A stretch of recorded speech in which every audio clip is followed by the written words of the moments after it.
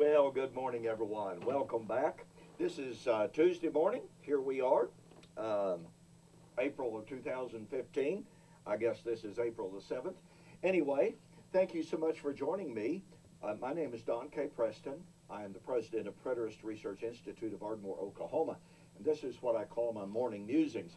We're currently going through 1 Thessalonians chapter 4, 13 and following, which is without any question whatsoever the passage of appeal for a rapture. The dispensationalist says it's basically a silent, invisible thing. That is, it's invisible to the wicked. The wicked do not hear the sound of the trumpet. The righteous all do. The amillennialist and the postmillennialist see Thessalonians as predictive of the, quote, end of human history, unquote. The amillennialists, to a great extent, see it happening at the end of material creation. Earth and all of the elements that are therein shall be burned up, we are told. While the postmillennialists believe that it is predictive of a time of a utopian period on Earth, a restored physical Earth, as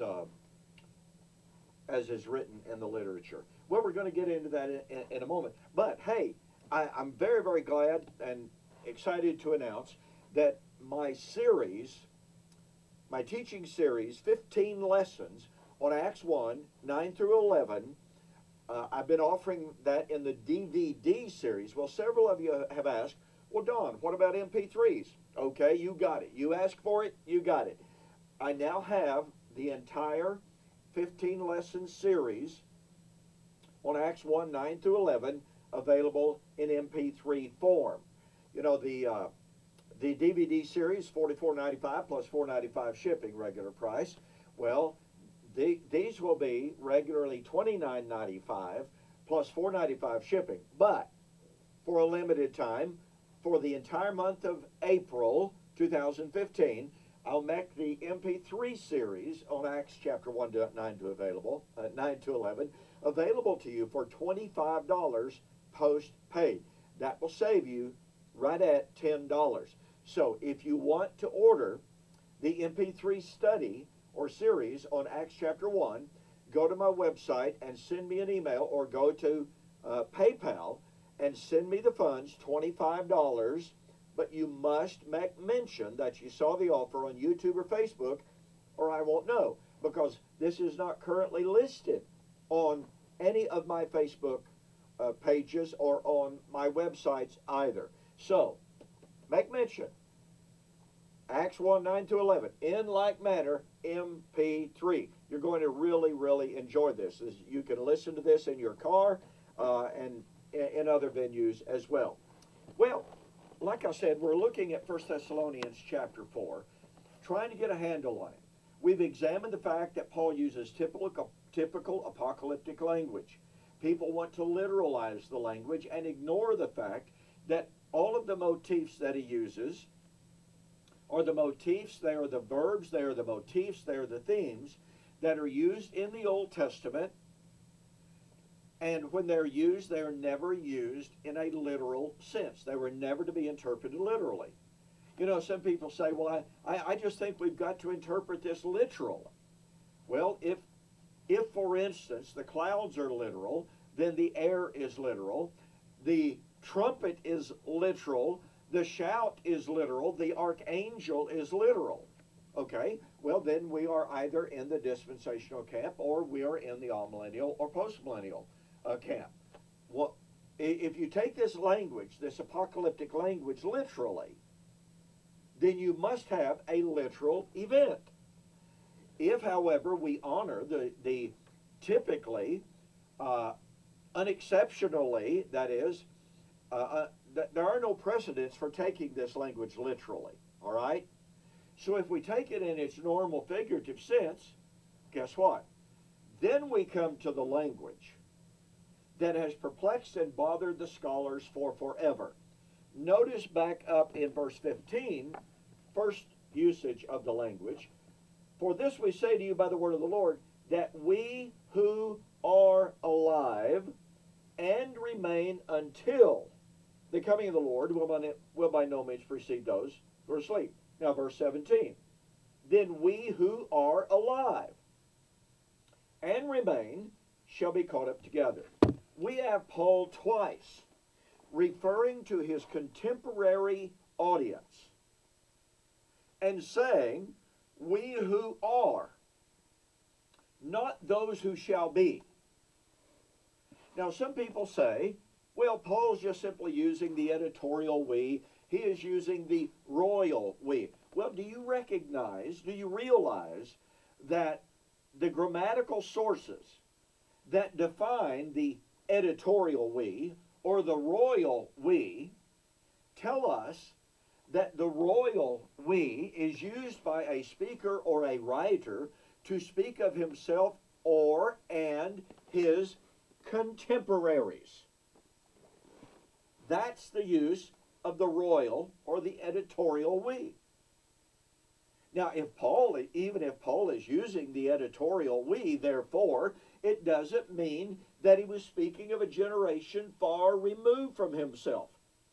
And notice how Paul's use of the language, we who are, present active indicative, and remaining until.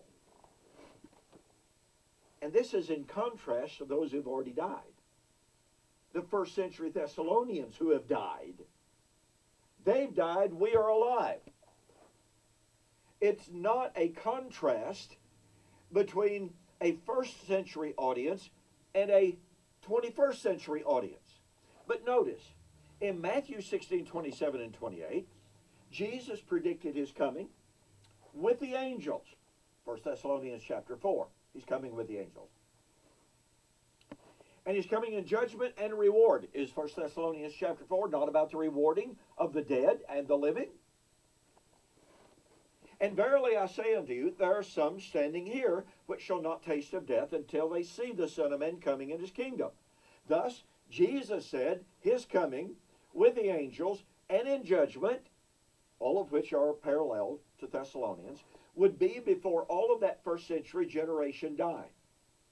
Look at Matthew 24, 29 to 31. We have the coming of the Son of Man with the angels on the clouds with a trumpet. We've already shared with you how these are perfect parallels with Thessalonians. And he said in verse 34, verily I say unto you, this generation, not some future generation, not that generation, but this generation shall by no means pass until all of these things are fulfilled.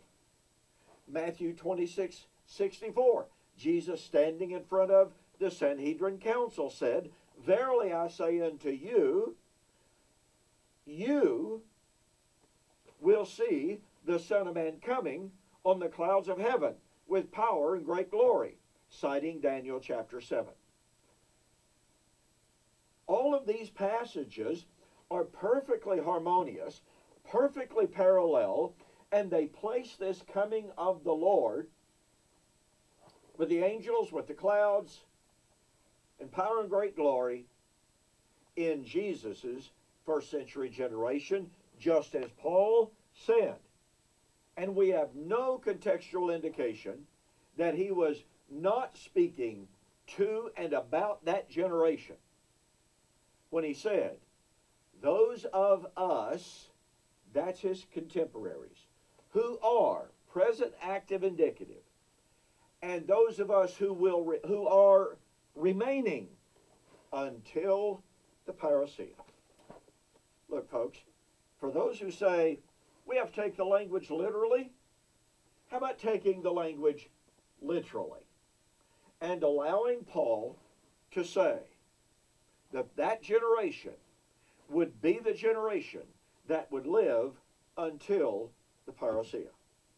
I have an extensive discussion of this language in my book, We Shall Meet Him in the Air, the Wedding of the King of Kings. Go to my websites, eschatology.org, bibleprophecy.com, order a copy of the book, mention that you saw the offer on YouTube and Facebook, and I'll refund your shipping. Hey, thanks so very, very much for joining me for this morning's Morning Musings.